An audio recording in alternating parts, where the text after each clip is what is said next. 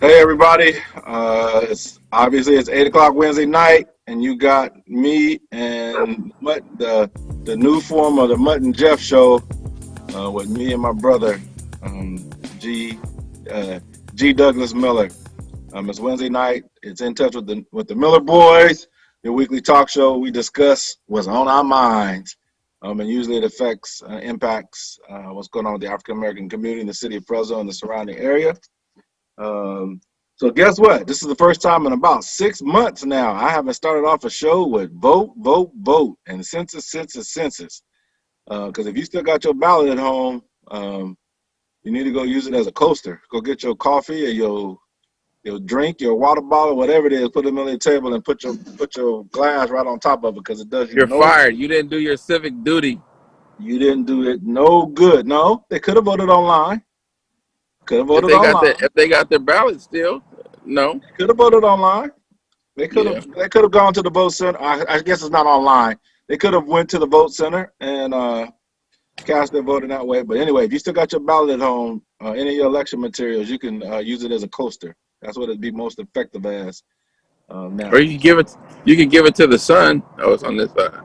Yeah, give it to the sun. What you gonna do? Burn it up? That's right. That causes environmental issues, man. We don't want all that smoke in the air. We got enough smoke up there. Too bad. I'm Yeah. a bad man. So what's going on with you, man? How you feel today? The day Who, after? who me? Morning after. Who's that? Who song Well, that? I'm kind of heartbroken that all of my European friends are feeling the stresses and the pains of living in a new country. And We like I it's not said so all so it's not all your European friends. so like I said some time ago, we're changing away from being this dictatorial country where we have to listen to only one side and ideas, and now they have to feel the repercussions again. So what comes into mind is like you were saying, what is this idiot go do the last 60 days of his walk He got from 59 days now. from here to the end of his term? What is he gonna do? He's gonna file lawsuits. He's gonna file law. That's the first thing he's doing is he filed 3 lawsuits today in Pennsylvania, Michigan, and Georgia. in Georgia. So I know he filed 3 lawsuits about an hour ago, hour and a half ago. So that's what he's gonna do. Well, He's a professional, real life 3-card Molly player.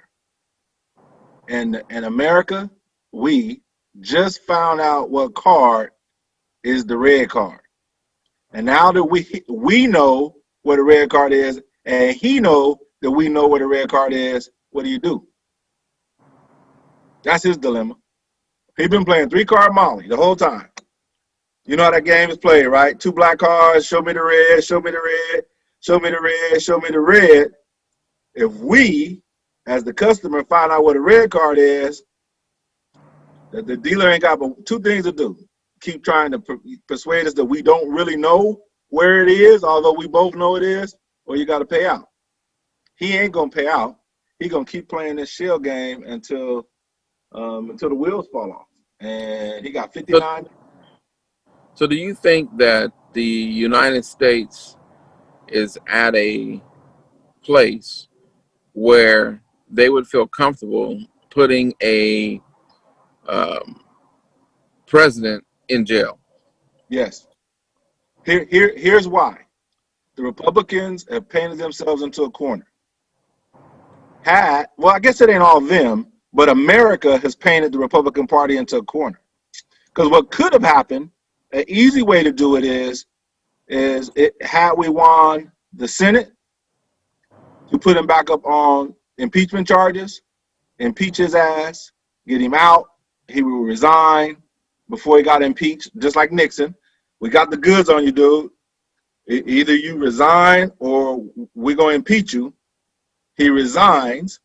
Pence then can pardon him, which still is probably going to happen.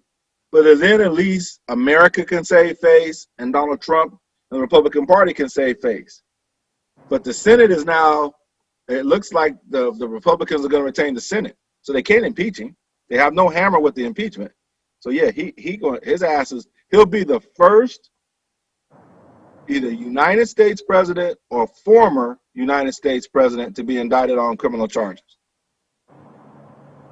That's going to be his next first. Do you think he's going to jail? I don't know if he's going to jail because, he got a lot of money and other people, he got a lot of money and a lot of secrets. I do not know if they're going to be able to uphold him charges on it, but there is very little doubt in my mind that he will be the first American president or first former American president to be indicted on criminal charges. And what that all means, you know as well as I do, just because you get indicted, that don't mean you're going to spend no time behind bars. You can negotiate out, you pay a huge fine and promise never to run for public office again and all kind of different things so that you don't have to put you on a monitor, like they did old boy, especially with COVID now, put him on a monitor, send him home. There's all kind of things. I'm not going to say that he's going to be behind bars, but he will definitely Donald Trump will be indicted on criminal charges at some point in time in the future, unless he dies first. Federal charges or state charges? Probably both, although the federal charges, if he gets indicted on federal charges, he can be not impeached. What is it called? Pardoned. He can be pardoned for the federal charges by either Pence or Biden, although I don't think Biden would do that. But if he gets brought up on state charges, which I know, what's her name? James, the attorney general in the state of New York. Is it Felicia James? Katrina James? I have no idea. It's a sister. It's a black lady. She's been in that office now for 4 years. Letitia James. She can't wait to get her hands on him. She can't wait, and it's all about the money, his charities and all that other kind of stuff. The Trump is basically raping the Trump campaign of money. They got people right now. They have fundraising things going out to his supporters that says, okay, look, the Democrats trying to steal this election, blah blah blah. We need you to send us $25 a night so we can fight back to it. People respond, click on there, and in the fine print it says, not only will you be charged whatever it is you're doing initially, but it will be a recurring charge for the next 4 weeks. Not next 4 months, but for the next 4 weeks. And that's in the small print. And so he's gouging his followers right now. They don't even realize it. By the time they do figure it out, he's going to be off. But that's not against the law. It's not against, you're right. It's not against the law. But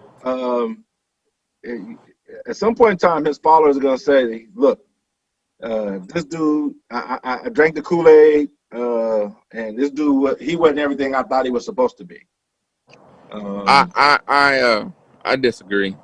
I think that they gonna praise him till the wheels fall off, and he might be indicted on some state charges. Federal charges, no. The federal government is never going to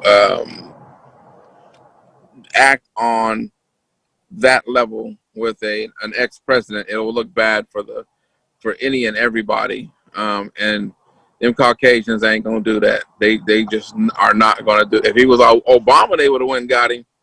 But so, Gerald, think about this. I got you. When you say Caucasians, you're referring to, you're using Caucasians in descriptions of the Democratic Party synonymously. The Democratic Party is no longer basically white men. I ain't saying nothing about the Democratic Party. But you're saying, but that's who would hold him. That's who would hold Trump accountable. Would be the Democratic Party, since they're going to be in office. Joe Biden, Kamala Harris, AOC, Rashida Tlaib. I can go on down the line. Old boy Okay, from South so Carolina. what you're saying is that the Democratic Party. I'm not saying the Democratic Party. I said Caucasians, white folks, Europeans. They're not going to hold another European at that level of scrutiny. Not going to happen. I agree with you. But what I'm saying is that this is not European versus European like it has been in the past. Because one side of that ledger is no longer strictly European. So who's in charge of so let's go your route. Who's in charge of the Democratic Party? It's changing, it's morphing. It's people of color, it's women, it's the LGBT population, it's the under 40 population. Joe Biden is the head of the Democratic Party, just like Trump is the head of the Republican Party. And I don't think Joe Biden would go along with doing that to a former president or a sitting president. I don't see it. You do know that Joe Biden has pledged to only run for one term. Okay. So Christmas comes in December too. What does that mean? That means that he has no aspirations as far as re-upping for another term. So okay. some of the borders and restrictions that he would have, being in that role of being a first-time president, looking for a second term or for a second term, going into another and have to go through the campaign season and have to answer about how he treated the previous president, that goes out the window.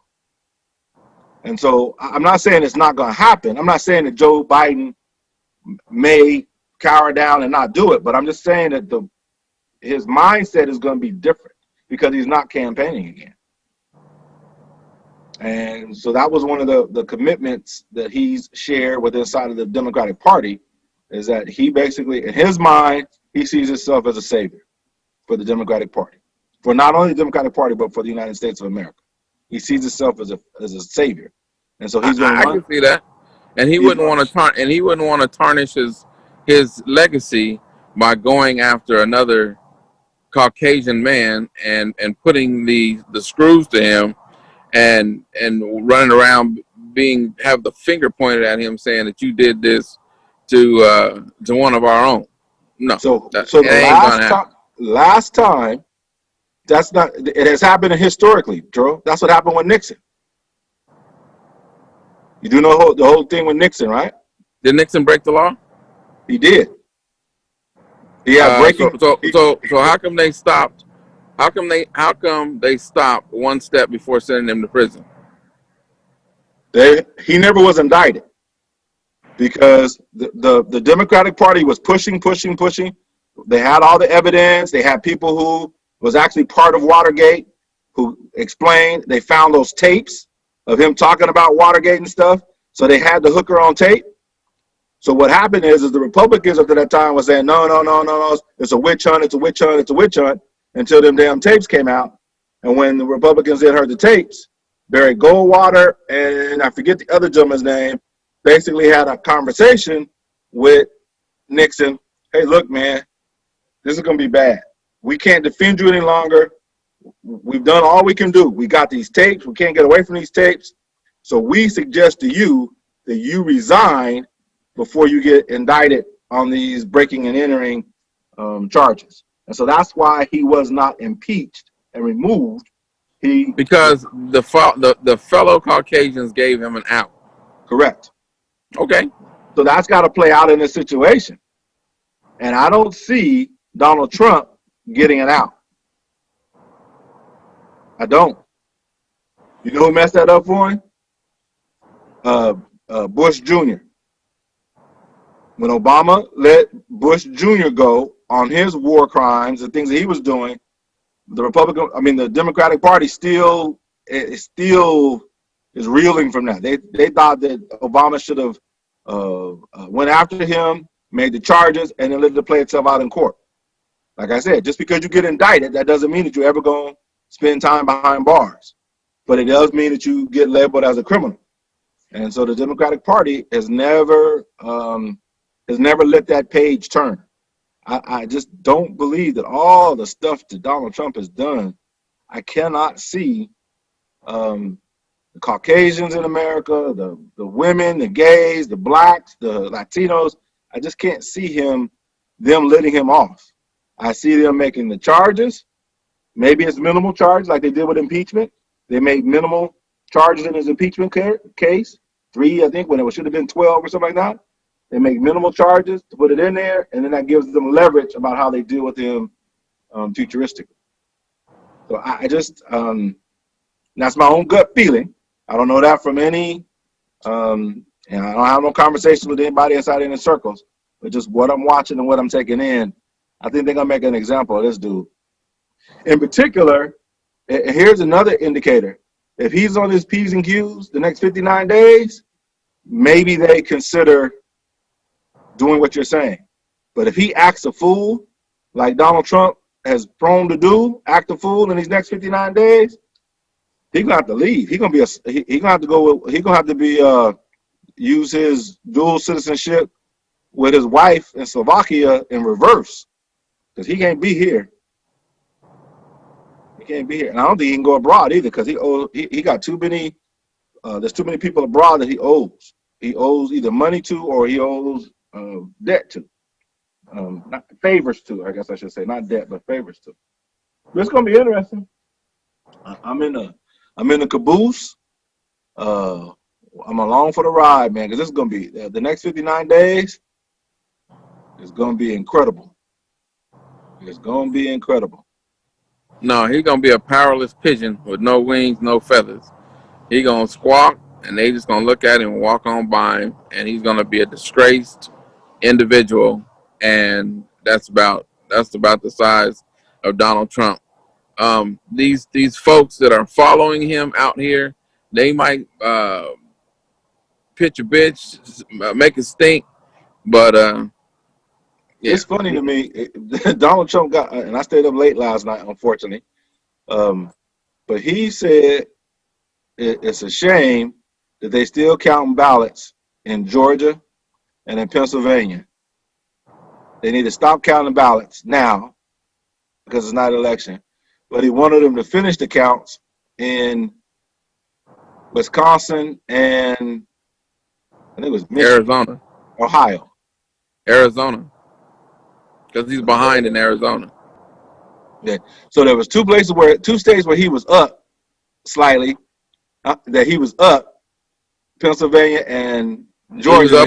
He was up in Georgia, and he was up in North Carolina, because last night at 11:30, he walked out there and told everybody that he had won those states. Yeah. When he actually didn't, and so.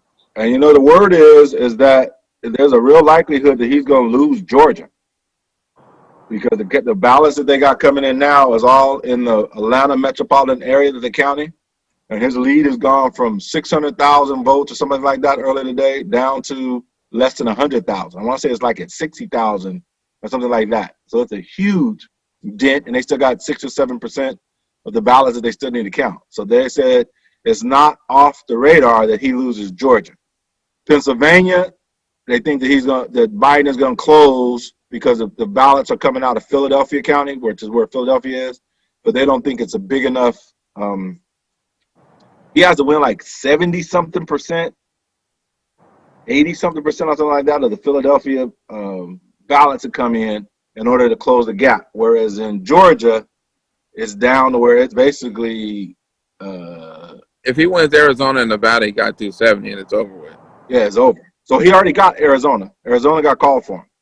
So they're waiting on Nevada now. So he's at Biden is at 264, and he needs the six whatever they call six slavery votes in Nevada, and he's at 270. Hey, you know the irony of this?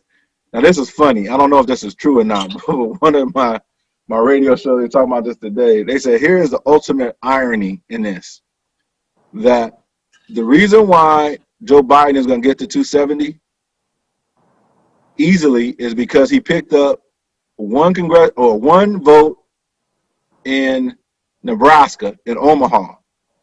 And they said that's where Trump froze out all them people. They left them at the airport. Yeah.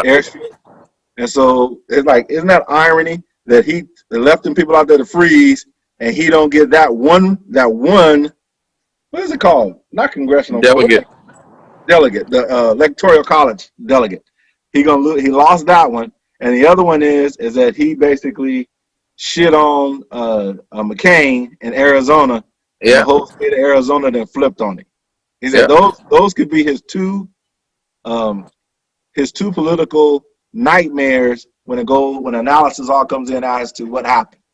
Well, that's what happens when you punch a bully in the mouth. You know, they have to straighten up and fly right. You know, you start knocking out teeth and swelling up lips and closing eyes, and you know the bully then has to have a different game plan. You know, you got to move in a different direction because most bullies are punks, So and think Donald about Trump this. is a punk. Mhm. So think about this. The last state in the union that approved for the Dr. Martin Luther King holiday, Arizona, in 1983, I think it was, or 84, 3, something like that, too, is going to be the state that gives the United States of America their first black female vice president. Think of the irony of that 40 years later. Well, you know that's the way we all hope that the game plan plays out. You know, we all hope that everybody can, you know, we can get back to being one single human race instead of, you know, white folks, black folks, brown folks, and be labeled and known as these different things. We need to, you know, but you know, I'm starting to bend a lot the way that you used to speak about, you know, capitalism. That's you know, we're you know, folks want their ends. They want them. They want that paper, and they'll sell their mamas down the river to get that paper. So That's one of the all. things that they do, That's all from a learned history, learned behavior. capitalism, unfortunately, has been perverted to where money equals power in our society. And I think that if we could take the power, separate the power and influence that comes along with money, then capitalism is not necessarily evil alone by itself. It's the way that's been perverted. Um, you know, like you're talking earlier about some of our European friends, and actually even some of our Latino friends, as I've been watching on Facebook, some of the conversations that's been going on, not entering in them, but the conversations going back and forth. It's all based off of money. Had a long conversation, very close friend of mine, and I asked him because we've got Trumper friends that's in our circle, and I had that conversation with him because I'm involved in politics and my friendship is more important to me than having political differences. But I asked him, hey man, what's up with our boys supporting Trump? And he says it's real simple, Darren. It's all about business. They're small business owners, and the policies of the Democratic Party unfortunately impacts small businesses negatively. Taxations, regulations, those type of things. And so I'm like, okay, that makes sense. If I got a small business and this political party is impacting my small business and my way of keeping my house and I got that. But here's the other part that's missing with that as I listen to it. It wouldn't be that way if we tax the 1% in the way that we should. We gotta have taxes. This society, the way it's set up, we have to pay taxes. We got to get taxes from somebody. That's how we pay for our schools. That's how we pay for fire, all of our safety, our hospitals, our roads, our lights, you know, the street lights, those type of things. That's how we pay for that, is out of those taxes. What has happened in our system, in our society, is we, the common folks, pay all the taxes to take care of what's called the commons. All those things I just talked about. Whereas the one percenters, the wealthy, the billionaires and trillionaires, if they got any trillionaires, have got all the tax loops where they don't have to pay taxes. Donald Trump pays $750 in taxes. I don't think I had a $750 tax bill ever in my entire life. Even when I had a part-time job, I paid more taxes than that. Those are the types of things that those are the types of holes that need to be filled in. Those billionaires and trillionaires need to be paying, those trillion-dollar corporations need to be paying their fair share of taxes just like the rest of us. And that's one of the biggest disappointments that I have last night when I went to sleep is that Prop 15 was failing in California. We bitch and complain about how bad our public schools are. We bitch and complain about not having green spaces. for parks and recreation. We bitch and complain about not our police services being inadequate, our fire services being inadequate, those type of things. But here's an opportunity for us to raise money on Californians who make over, not even Californians, on corporations and businesses that make over $3 million a year.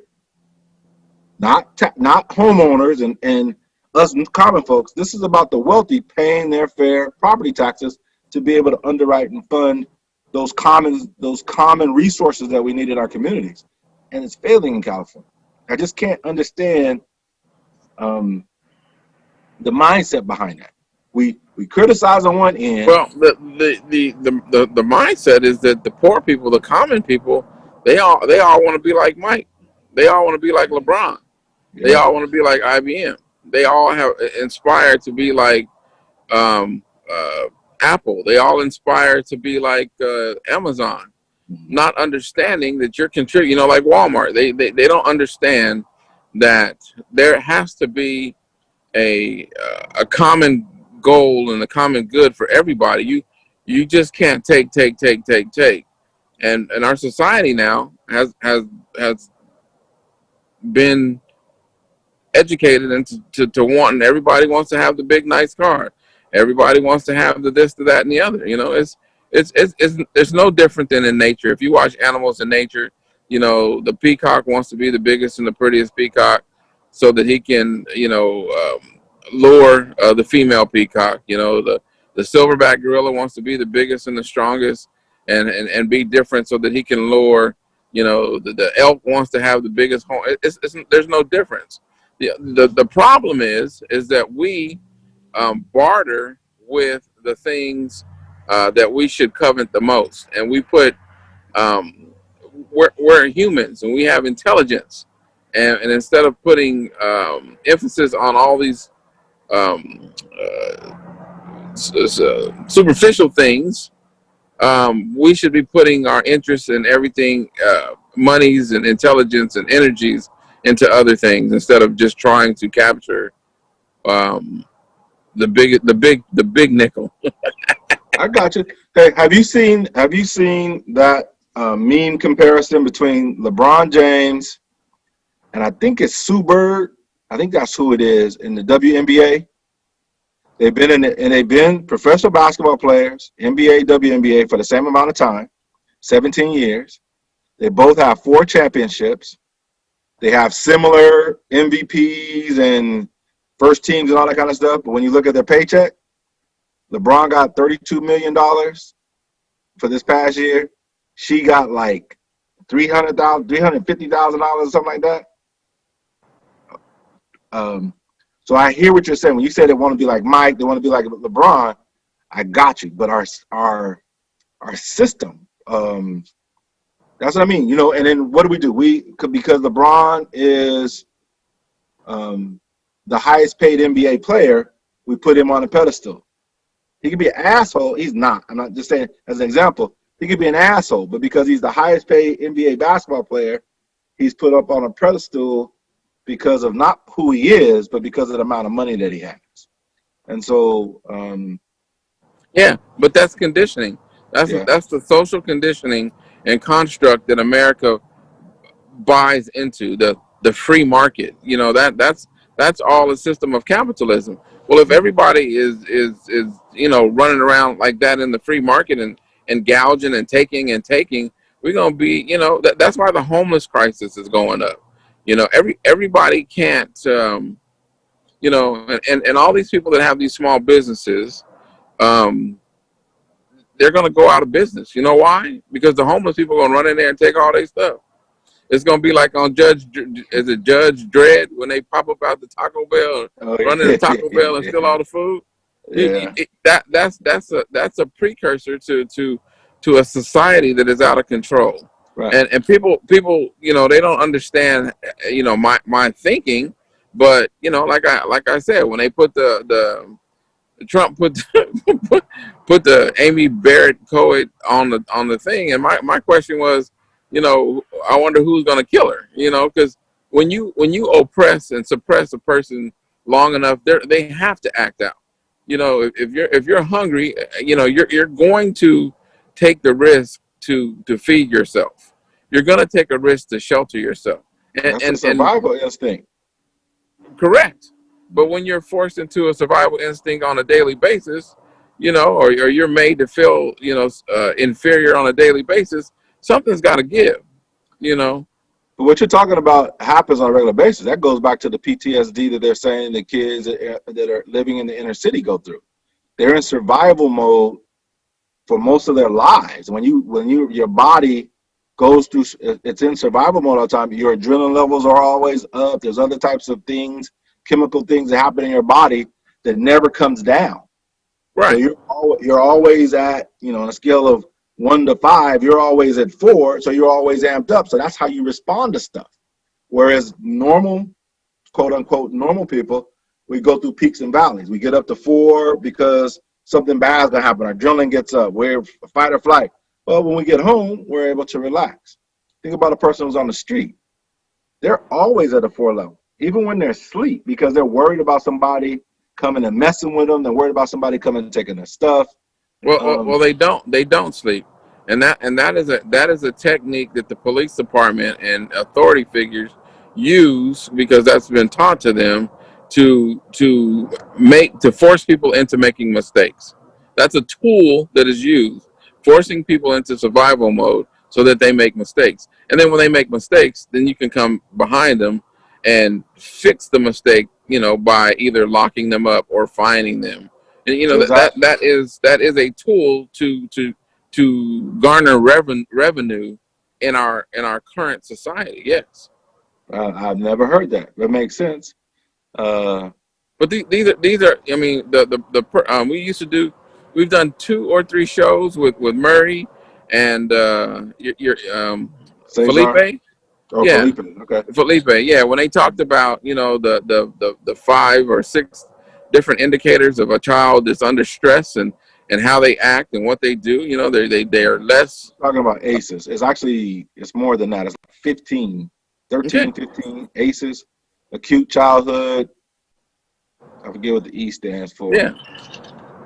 So if you have to feed yourself and you have to find shelter on your own, and and if you grow up like that, then you're running in survival mode. So sooner or later, that which has been running in that survival mode starts to take more and more risks. That's why you have these kids out here running up in people's houses. That's why you have these kids out here shooting at 15 years old. That's committing homicides. It has nothing for me. That's early childhood trauma is the energy that makes the clock tick. Not the fact that the police department is out here chasing people down, but that goes back to what I would say about defunding the police. Take a portion of that money and put it into these activities again, like you said, funding summer jobs and things of that nature, so that these kids can have some type of self-worth. But that's how dumb our local police department is. They won't even have that conversation about Prop 15. They have their hand out. They want more and more and more. We need more officers. Give us more and more and more money. And here's an opportunity for them to be able to get a new funding source, a new revenue source, new revenue stream, and they won't even support it.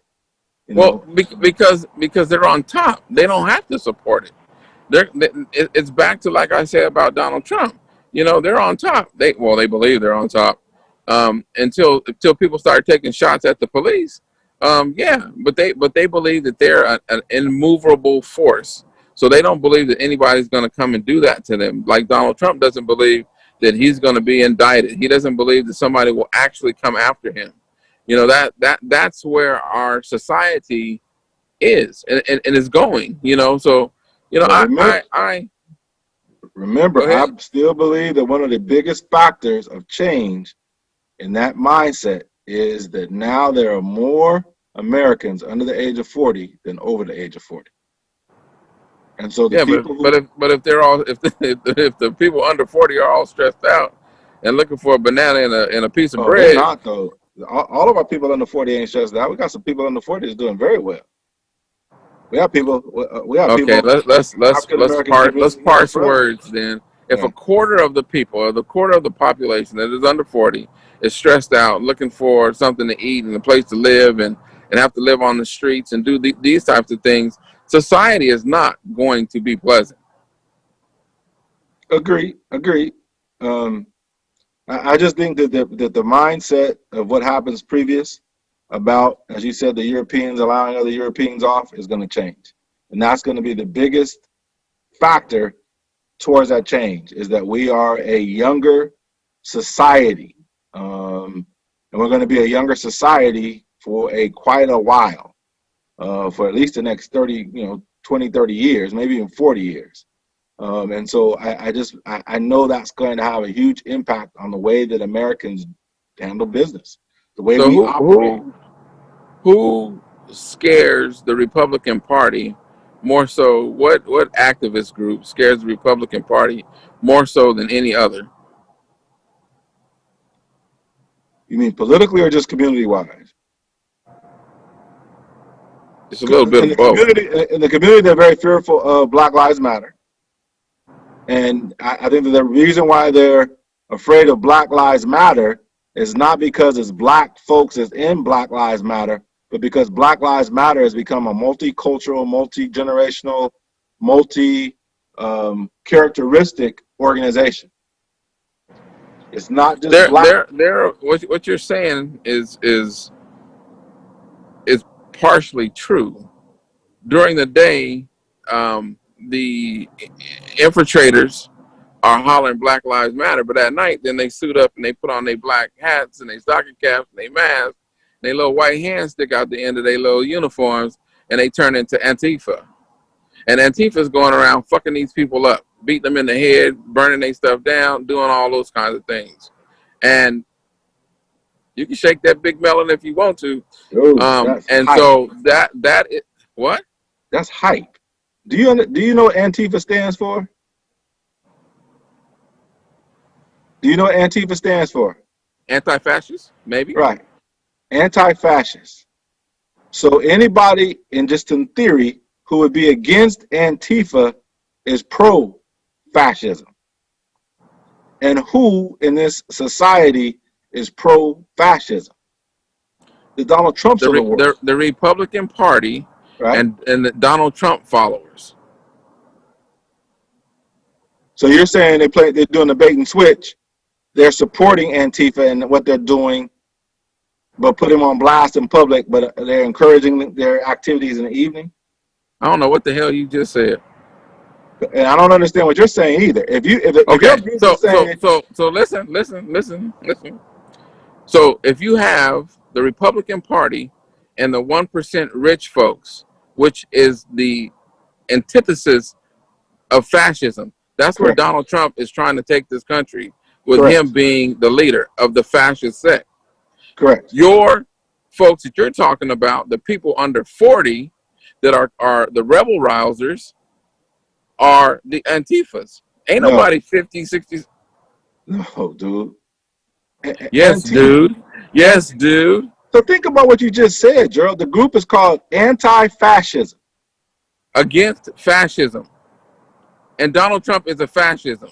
It's fascism. I ain't got time to educate. I hope everybody else out there get what I'm saying. I'm way confused. You'll catch up. You'll get it in a couple years. But the government as it stands right now, the Donald Trump and the Republicans are trying to take us down the fascist lane. Correct. Black Lives Matter is standing in the gap for black and brown people wanting equal treatment and to stop the police from brutalizing black and brown people. It's bigger than that. As they go out and protest these issues of the police violence against black and brown people, they are infiltrated by these younger Caucasians in an Antifa state of mind. And when the black and brown people of Black Lives Matter go home, that's when the Antifa folks wave their flags and start tearing up shit. Okay, so can you give me a specific incident where that happened? Downtown Portland, Oregon. No. Okay, so that was as much as you say that as Antifa, that is also the militias who were taking and putting garbs on and infiltrating Antifa to make it look like it's Antifa that's doing things. Same thing happened in Kenosha. Well, that is a part of the strategy. I wouldn't say that that's not a true statement, but it is not. My point is, it's not the African American and Hispanic people that are waving the flags of Black Lives Matter. Sun go down, they go home. But you know why? But you understand why Black Lives Matter is such a threat to the Donald Trumps of the world. Yeah, because the Donald Trumps of the world are racist. Correct. They're racist. Okay. But that group, Black Lives Matter, has nothing to do, or I shouldn't say nothing. It has as much to do with sexism, misogyny. So the LGBT community is part of Black Lives Matter. Women's groups are part of Black Lives Matter. Native Americans are part of Black Lives Matter. Black Lives Matter has now become an umbrella for the underserved, the disenfranchised groups, societal groups, are now coming all under one umbrella. When did, and this is just me talking, when did Malcolm X become dangerous? Malcolm X became dangerous when he came back from Mecca, and he was preaching a one united front, encompassing everybody. When did and the Black Panthers become? his philosophies were changing into a more economic structure of oneness without the federal government being involved with everyday planning and plotting. Correct. When did Black Panthers become dangerous? Black Panthers, they became dangerous when the police department didn't understand their philosophies. Correct. And wanted to attack them, and did the raids, and I believe it was Philadelphia, and killed the Black Panthers, and they also did a raid in Los Angeles, and killed Black Panthers in Los Angeles. So as a fundamental survival mode, the Black Panthers were ready to go to arms against what was perceived as the federal government at the time, the FBI and Hoover. So I don't know a whole bunch about the police raid. They killed a bunch of folks in Los Angeles other than it happened. But the one that happened in Philadelphia with Fred Parker, he was only like 19 years old, 20 years old, young cat. But if you look at the rallies that he was talking at that particular time, I'm sorry, not Fred Parker, Fred Hammond. His name escapes me now, but that's not Parker. But anyway, Hampton, there you go, Fred Hampton. So if you look at the crowds that he was speaking to, multicultural, multiracial. He wasn't talking to just black folks. Black folks was at the forefront of what he wanted to get accomplished for was good for black people, but he was talking to masses. I'm not saying that Black Lives Matter only encompasses black and brown people. It like Oprah said, you got to have to have a few good white folks.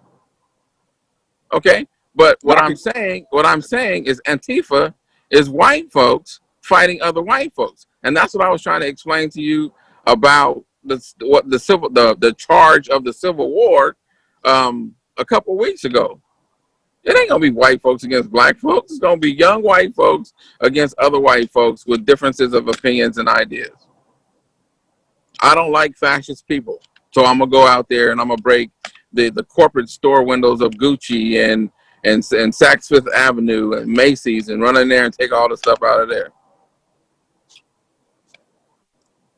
Okay, the picture is way bigger than that, and I understand what you're saying, but the picture is way, way, way bigger than that. And what happens, what has happened in American society, is that when African Americans, when black folks, when Negroes in particular, start dealing with issues globally, and they're not just dealing with things that impact the African American folks, the black folks, the Negroes, when King started talking about getting out of his lane about civil rights, that type of stuff. Started talking about the Vietnam War. Start dealing with the trash people, the folks in Memphis, which was more white men than it was black men. When he started doing those type of things, that's when he became dangerous and needed to be extinguished. King became dangerous when he started telling black folks to spend their dollars with black folks. King became dangerous when he understood that the an economic struggle and fight was to keep your folks together and not spend with other people. That's when King became dangerous. That's not true, Gerald. You need to go and take a look at Dr. King's life. He became a threat when he started speaking out about the Vietnam War and when he started moving into what he called his beloved community. Not his black community, but his beloved community, which encompassed all people, all races, all religions, moving in the same direction. That's when he became dangerous, and that's when he got killed. So I just encourage you to do some more research on that component. I encourage you to do some more research and look into the fundamentals of what we're talking about and understand that it's economics. It ain't got nothing to do with everybody coming together. When you stop the flow of their economic of the corporate structure's economics, then you become a threat. You can huddle people up all you want and run in a circle all you want. You can march all you want. They encourage you to come to their cities and march because you're going to spend money in their shops, in that city's shops, in that city's hotel structure, and all of those different things. They want that. They don't have a problem with that. But when you talk about holding back money from their pockets and their small businesses and their corporate structures, then you have a problem. Dr. King shut down Montgomery, Alabama for damn near a year. Their bus line in Montgomery, Alabama for damn near a whole entire year. And at the end of that whole entire year, he was not killed. He was not brutalized for that. They brought his black ass back to the table and they negotiated out a settlement that appeased and took care of the African American folks over there in that town. That, if you're talking about shutting down something and that makes you a danger. Like you just told me, I encourage you to understand more about the economic fight and structure that goes on the undercurrent of what really makes this American society tick. They don't give a damn about black people walking. They give a damn about black people spending their money on that bus line to put money in the other people's pockets. Agree, but that didn't get King killed. That's what I'm saying. I agree with you, but that is not okay. That didn't get him killed. That action of shutting down the economic engine of a particular city didn't get him killed.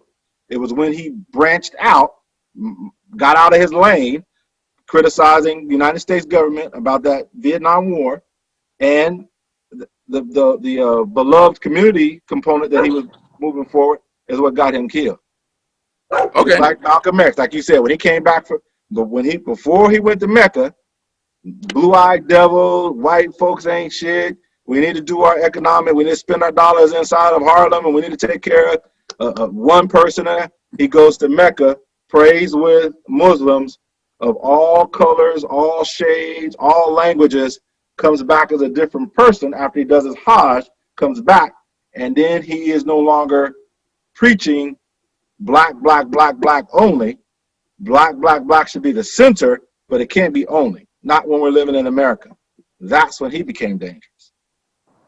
His message now is not just affecting, those messages are not just affecting black people, it's affecting everybody, whether it be economics, whether it be church, education, whatever. There is a larger scope. And those people, think about, have you ever looked at any of the notes or J. Edgar Hoover, his surveillance tapes and notes? No. Okay, so you know he was surveilling, in particular, Dr. King and Malcolm X, and a whole bunch of other folks, Black Panther, a whole bunch of other folks. You need to go in there and listen to some of the things that he says about these gentlemen and about the time they get killed, the transformation and how he views them as being dangerous because of their outreach. Not their outreach in the ghetto at the black folks, but their outreach in whole society. So it's multifaceted, and that whole thing is huge, absolutely humongous. So anyway, one of the things, can we switch subjects real quick? Of course we can. It's still politics, but it's local. So we had some people last night in Fresno County, and it was all women, in particular African American women, who won races last night. There's going to be some names that you may not have ever heard of, didn't know anything about them. I want to make sure that I acknowledge them as well. Sean Brooks, our cousin, was elected last night to the Central School Board. She'll be the first African American woman on that particular board. Yolanda Moore, who you probably have never heard of, may have seen her name around on signs and stuff. Young African American, she's in her early 40s. She was elected as the first African American to serve on Clovis Unified School Board last night, which is amazing because she had very little support and help because she got into the race late. So I want to make sure I acknowledge her. To the north of us, Anita Evans. Anita Evans, older African American lady, a mature African American lady, beat an African American man on the Madera City Council. She beat him well. She got 75% of her vote. I want to make sure that I acknowledge Anita. And then out in Dos Palos, there's actually two African Americans out in Dos Palos that got elected last night. Katina Austin, who's a longtime educator, got elected to the Dos Palos School Board. And right now it looks like a gentleman by the name of Marcus Porter is going to be elected to the Dos Palos City Council out in Dos Palos. And so those are the 5 names that I have locally. I got to do some more research in some of these other races. Unfortunately, last night I lost my race to remain on Fresno County Board of Education. So I will not be serving that capacity the first of the year. I'll be doing other things with my other political hats on, but I will no longer be an elected official moving forward. And so I haven't talked to you about that either. I'm assuming you knew already. But there's some other folks. There's a couple of gentlemen who's in contention in Merced. There's a couple of folks out that already serve out in Los Banos. One of them, Miss Deborah Lewis, won another term last night. So we got African Americans. Brady Jenkins Jr. out in Fireball just won his 3rd term, or is winning right now to serve his 3rd term on the Fireball City Council. So shout out to Brady. And so one of the things I want to do, I'm going to be working on for the first of the year, is to identify all the African American elected officials here in the area. And be able to see if we can't galvanize and create a support system through BAPAC, Black American Political Association in California, which I now serve as the Central California Regional Director. And so I'm going to try to galvanize and get everybody together to see if we can't build a network and a support system for African Americans who want to run for office and those who are elected newly, so they understand what's going on. And then, the people who have already been in office for quite a while, making sure that they know that they got a support and a bridge to be able to help and support them. So shout out. Black folks although our numbers are I think we're single digits in the county as well as the city. We're small in number, but there's some people out there that's representing us very, very, very well. I want to make sure I shouted them out tonight. So are you here in town, or are you up north? I'm here in town. Okay. What is the political scene in up north, Sacramento area? I have no idea. You don't follow it all? I know they got one brother up there. I can't think of his name. That's out in the East Sacramento area. That's on the. He's a California representative assembly. He's on the assembly. Who they were trying to get out of office. He kind of plays both sides of the ledger, and it's not working out for people that he's supposed to serve. So anyway, we got about 5 more minutes. What's another topic you want to discuss? Oh, I don't know. What was I was thinking of something earlier, but most of the conversations circle around politics and what's going on with politics and what it's going to look like in the future. And I like to razz my Republican friends and tell them that they better get their shit together, because Kamala Harris is getting ready to run the Department of Justice, oversee that, and she gonna tear some folks.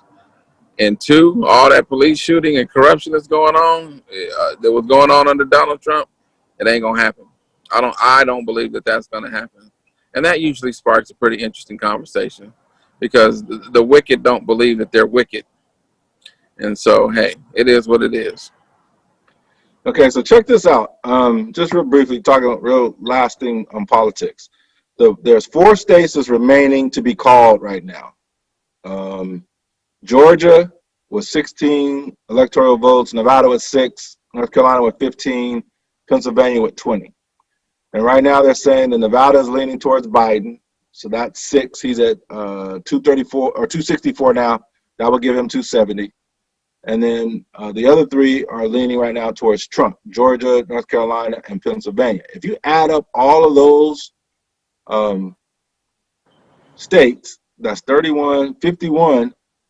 He is at 214 right now. So plus 51, that would be 265. He can't make it. Well, if Biden makes it and gets his Nevada and Arizona, he's at 270 and he wins. He If got Biden, it. Arizona's already his. They gave him Arizona earlier today. okay, so if he makes those 2, then he makes it to 270. If he doesn't make it to 270, there's a provision for that called states blocks or something, and it goes into a whole different issue. I heard that on the radio, and I wasn't sure, and I wasn't listening that intently to the conversation. But there's provisions that are made for that, and I don't want to see Trump removed, because if you think Trump is crazy, then you wait till Pence get in there. A lot of people don't understand it, and I don't know if I said it on this show, that Pence was a governor when he passed the law that says that you can overcome police resistance with your own resistance. So in Indiana, where he was a governor, you could basically shoot a police officer. Oh no, I didn't know about that. I do know that he screwed up they had their own one state AIDS epidemic because he refused to. There was something he refused to do that's just a general health practice with HIV, the transmission of HIV and AIDS, and he refused to do it based on religion. And they had a huge spike back in the 90s. Well, that's what you're getting ready to find. You're getting ready to find that these what are called evangelicals are going to start believing in this Jesus Christ theory and making people lives miserable based on their understanding and interpretation of how everybody else should live in society. And Trump kind of put a nail in that when he put this chick on the Supreme Court, and that's why he's so eager to try to throw all these lawsuits in, because he's appointed all these different federal judges all over the place. But it's gonna be tough times in some aspects of life going forward because of that, and then in other aspects, we'll see what Biden and Kamala Harris do. So Donald Trump cannot become president without some type of legal action, because even if he wins the 4 remaining states, he still don't get to 270. He only gets to 261. I'm sorry, 265. So he can't, even if he wins these 4 states that's still out there, he can't not win the presidency. All Biden's got to do is win 1 more state and it's done. And he is down to 0.6% difference in Georgia. They're at 98% reporting. Nevada, Biden is up right now by 8,000 votes, and they got 75% reporting there. North Carolina, Trump is up by that is 80,000 votes, 70, 80,000 votes. They're at 94% reporting. In Pennsylvania, he is up 200,000, no, 200 minus 4. So 160,000 votes in Pennsylvania, he's up with 89% reporting. So yeah, Trump can, no matter what happens with these states, whatever comes in and whoever they call them for, if they call all four of these for Trump, Trump cannot still win the presidency. He's gonna have to. It's gonna have to go to the House of Representatives for them to name the president. And if that happens, then he will become the president. Because right now, it doesn't go to House of Representatives. It goes back to some kind of way the states are involved in it. I forget what the rules are on that. But I it's think every already, state gets one vote. yeah, and it's like 28, 22 now, or 27, 23, Republican versus Democrat. So anyway, all right, we're up against it. So real quick, my update with mom. She's doing better. She's still getting adjusted to her new environment. She's doing well. We're hoping maybe in the next couple of weeks we'll be able to get her back home. So thank everybody for your prayers and your questions and blessings that you're sending to both my parents. My dad's doing well as also. So, Jero? Yeah, for the people that are in the condition that we're in out there, let us know, and hopefully your parents are doing well if you still have your parents, or if they're ill or sick. It is pretty traumatic for the people that are in the family. So I don't wish this on anybody. It's a pretty traumatic situation. Keep your head down. For my folks, my kin folks that look like me in Fresno, stop shooting each other. Come on, man, grow up. Really, really, goodness gravy. Anyway, I'm gonna leave that right there, and I'm gonna say love, peace, and hair grease, and meet your fellow man with a greeting and a smile, and keep it moving, keep it moving, keep it moving, keep it moving. So God willing, we'll see everybody back here next Wednesday at 8 o'clock for In Touch with the Miller Boyzzz. Until then, peace. Love.